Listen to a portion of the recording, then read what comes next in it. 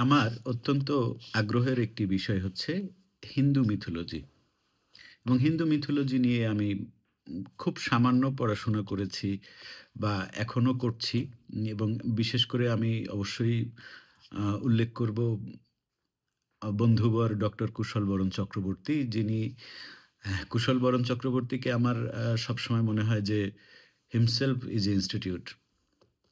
আমার মনে হয় আরকি সে অন্য মানুষ কিভাবে কি নেয় কুশল বরণ চক্রবর্তী হচ্ছে চিটাগং ইউনিভার্সিটির একজন শিক্ষক। তো তার লেখা আমি মোটামুটি প্রত্যেকদিন যত লেখা উনি আপলোড করেন আমি সবগুলোই পড়ি। এবং আমার কাছে মনে হয় যে উম মানে উনাকে রিড করলে আসলে অনেক কিছু জানা যায়, উনার লেখা পড়লে। আরেকজন হচ্ছে ইন্ডিয়ার নৃসিংহপ্রসাদ ভাদুরী। তো ভাই আমি তো হিন্দু না এবং আমার হিন্দু ধর্মে বিশ্বাস তো থাকার কথাও না। সো আমি যেটা হয় যেখানে যখন যতটুকু পাই এটা আমাদের উপমহাদেশের একটি ধর্ম হিসেবে আ যখন আমি এটা দেখি তখন বিভিন্ন জায়গা থেকে বা যে তথ্য পাই আমি সেগুলো আমার মতো করে শেয়ার করি।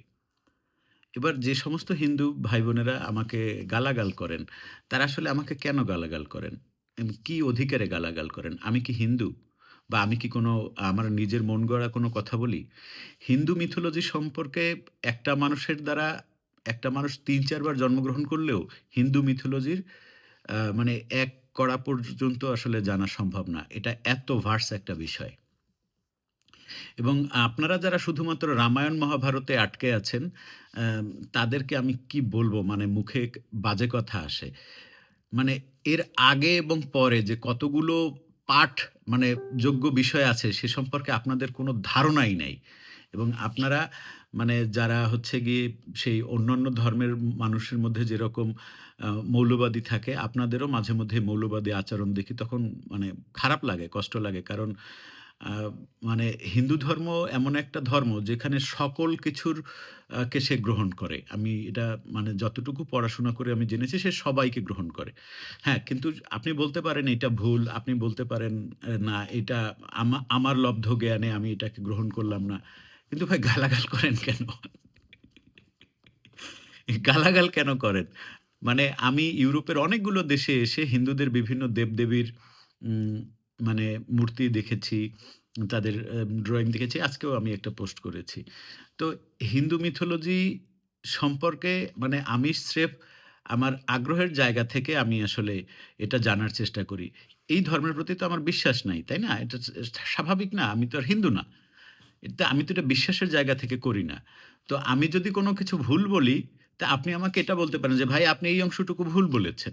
এই অংশটুকু আপনি অমুক বইয়ে পড়ে ভুল জেনেছেন, অমুক বইয়ে এটা লেখা আছে।" আপনি আমাকে আলোকিত হতে সহযোগিতা করেন। আপনি আমাকে বলেন যে, "ভাই আপনি ওই বইটা পইড়েন। তাইলে আপনার মধ্যে যে ভুল ধারণা আছে এটা কেটে যাবে।" এটা বলতে পারেন। তাইলে আপনি যে আমাকে পোস্টের মধ্যে গালাগাল করেন, তাইলে আপনার মধ্যে আর এই যে বাংলাদেশের কাঠমোল্লাদের মধ্যে তো কোনো পার্থক্য রইল না। হ্যাঁ, আমি তবে এটা স্বীকার করেন যে কাঠমোল্লা সকল ধর্মেই আছে। বুঝতে পারছেন? এই যে মুমিন সকল ধর্মেই আছে। তো আমাকে যারা আসলে নৃসিংহপ্রসাদ ভাদুরীর পোস্ট আ শেয়ার করা ইনবক্সে গালির বন্যা বয়ে গেছে। ভাই আপনাকে এই মনে করতাম, ওই মনে করতেন। কি মনে করতেন? আমাকে কি হিন্দু মনে করতেন? আমি তো ভাই হিন্দু না। তাই না? আমার মুসলমান পরিবারে জন্ম।